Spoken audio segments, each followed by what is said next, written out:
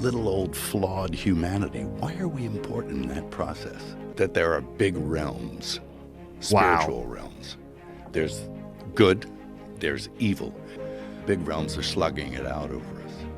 Mel Gipson just sat down with Joe Rogan and he gave an announcement to his upcoming movie, The Resurrection, which is going to be a sequel to The Passion of Christ. So apparently Joe Rogan asks Mel Gipson if he's going to be making a sequel to The Passion of the Christ. And he gives like a full-on explanation as to how the movie is going to be designed and what fans can expect from this upcoming blockbuster. Take a look at this stuff.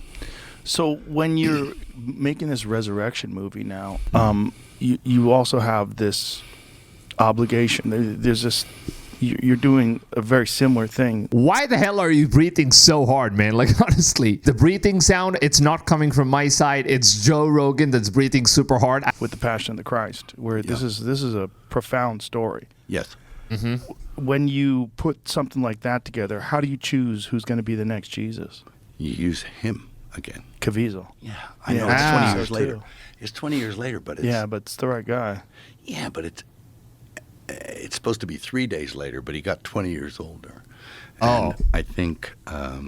Seems like he's going to be using Jim Caviezel, the same guy that played as Jesus in his first movie, The Passion of the Christ. And I've got to say, Jim Caviezel absolutely nailed the role of Jesus. And the movie is all about the last 8 hours of Jesus, where they basically crucify him. The actor said that he was actually struck by the lightning when he was on the cross when doing the crucifixion scene. And they said that they were looking at Jim Caviezel when the lightning struck at this dude. And it seems like the actor was not Jim Caviezel himself. One of those guys who was a Muslim, I mean, he said a testimony where it seems like, you know, he saw Jesus instead of the actor Jim Caviezel in his place. So there was a completely different face, a different person in there. And that's one of the miraculous stuff. And now we're getting Passion of the Christ too. I have to use a few techniques that they've started to get really good with The CGI and they can do amazing things now. You can actually...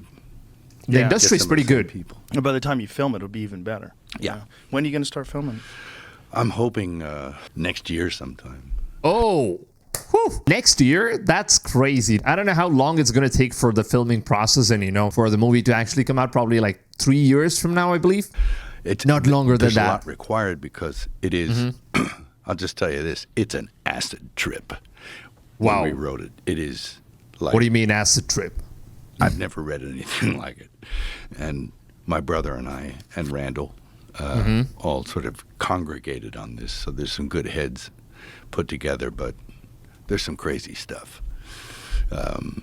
And I think in order to really tell the story properly, you have to start with the fall of the angels, right? Yeah. Oh, so we're going back to this story of heavens realm. Okay. You know, you need to go to hell. You need to go to Sheol. So you're going to have hell? You're going to have Satan? All that? Yeah. Oh, wow. He's going to be making a movie where he's going to tell the story of Satan. And before he became Satan, he was Lucifer. And all the stuff that happened in heavens, basically, when Lucifer was actually a good angel. And I don't know how he's going to be doing this stuff, man. It seems like if he's going to do like a story of, you know, the heaven and angels and Lucifer before his fall and how the angels actually fell and how hell was created and all this stuff. This also means that he needs to show who God is. I don't know how he's going to do that. Like, it's very, very complicated stuff that he's actually getting into. And I'm so curious to see what Mel Gipson is actually going to work around with this whole movie set. Sure, you got to, Right. You got to have his origin. Exactly. How do you depict that? This is a good question. And I think I have ideas about how to do that. Evoke things and emotions in people from the way you depict it and the way you shoot it. So I've been thinking about it for a long time. Seems like we'll see Lucifer as angel. It's going to require a lot of planning. I'm not wholly sure I can pull it off, to tell you the truth. It's really super ambitious. Honestly, it is. But I'll take a crack at it. Because that's what you got to do, right? Walk up to the plate, right? I think I can get it. But it's not about me. You know? I really hope. I really hope he gets it, man. Honestly, I want to see the story of like how Lucifer fell. I want to see how he was before, you know, he became the Satan. And there is a lot of story I think people don't really know about. I mean, most of the different religions and world, I think they only know the story of Jesus. And a lot of people don't even know the story of Jesus and why he even came to earth and what was his purpose and why he had to die on the cross. There is a lot that's actually being left out, and I don't think think there is any movie out there as of now that kind of, made a depiction of the actual full story so that people can understand why, Jesus came to earth and why he had to sacrifice and what was the reason. I don't know if he's going to be showing the story of Adam and Eve, if he's going to go all the way back to Lucifer in heavens. I'm just saying, Mel, I think you also need to show the story of Adam and Eve and how humans were created by God and how Satan was the one who deceived Eve in order to eat the apple of Eden. So it's going to be a very, very interesting storyline to go ahead and see how they're going to pull this off, man. It's one of the most hyped movies that I'm going to be waiting for. I think it's going to take like probably another 3 years for this movie to fully get finished up, and hopefully not longer than that, because, I just can't wait for it. I'm a super fan of the first movie, The Passion of the Christ. I absolutely cried when I watched that movie. There is no way anybody, even if you don't believe in Jesus or any sort of stuff like that, if you just watch that movie as a movie enthusiast, you will still cry. You will still end up being in tears. And that's how crazy the depiction of the movie is. And Jim Caviezel, he was a great, great actor, man. I would love to see how this final sequel is going to look like. Well, if anybody can do it, you can do it. Well, I hope so. Yeah. It's trying to find the way in that's not like cheesy or obvious, but that actually it's almost like a magic trick in a sense. It's diversion. It's obfuscate this, show that, look over here. I don't know. It's. Do you have a title? Yeah, it's just. Oh, he already has a title. Of the Christ. Yeah, it's like so. He's going to name it Resurrection of the Christ. I mean, that's a pretty good title, honestly. After, the first movie, which is named as Passion of the Christ, which shows us the passion of why Jesus had to die on the cross. And now the movie is going to take place 3 days after his death. And he's actually saying that he's going to use some sort of CGI in order to make Jim Caviezel look much more younger. Because at the time of when he actually shooted the first movie, he was 33 years old.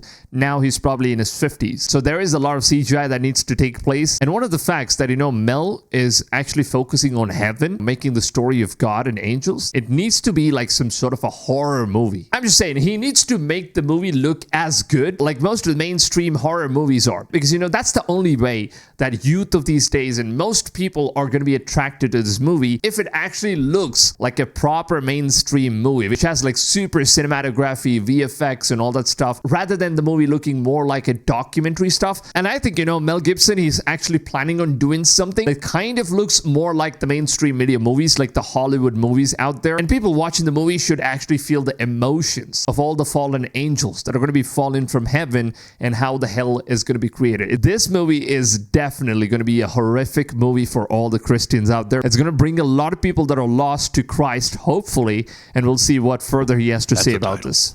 And yeah, it's very ambitious. That's all I'll say. It took a long time to write. It's really ambitious. He's already written the movie. Like the fall of the angels to the death of the last apostle. Do you have a start date? Wow. I don't have a start date. He's even focusing on the death of the apostles, which means that the movie is going to be super long, probably like 3.5 to like 4 hours long. First movie was not really that long. It was just like a very, very short movie because it just focused on the 8 hours of crucifixion of Jesus. But then the way that he is super ambitious about telling the story of the angels, resurrection, and he also says that he's going to cover the story of all the apostles who are going to end up dead. That's a spoiler alert, by the way, if you haven't read the Bible. I just have to begin pre-production and see what happens. And it's just going to roll in its own time. It's taking its own time. I thought it was late. I thought, it's taking too long. It's taking too long, but it's probably just right. I mean, yeah, good movies take a long time. It's supposed to be. Yeah. Definitely. Well, if you believe that, that's true. Yeah. Yeah. I don't know. I hope you're right. I think I'm right. My instincts are It seems that I'm like right. he doesn't know it And himself. If I was going to trust anybody with that story, it would be you. Yeah. I don't know. Definitely, man. It's a massive thing. And theologically, it's something that you have to really look at and make correlations that, because it's not all written. Do you consult with someone, like a biblical scholar? Oh, yeah. That's a good question. Yeah. And of course, there's your own thing that comes into it from having read the book a few times. You read the book a few times and You kind of get a depiction of how amazing. things happened. how your memory, how there's these recessive files somewhere in the background, how you can correlate this piece to that piece over there. And that's important because juxtaposition is everything with this story. Absolutely, And, man. Absolutely. I think there's also another video where Mel Gibson actually talks about how he's going to make the entire movie. And this particular shorts that I came across, it gives us like a full depiction of what the movie is going to be like. Just take a look at the stuff. In the next film I'm going to do, I'm going to try and tackle this question. That there are big realms, spiritual realms. There's good, there's evil, and they are slugging it out. He's talking about hell and heaven. Mankind. And my question is, why are we even important?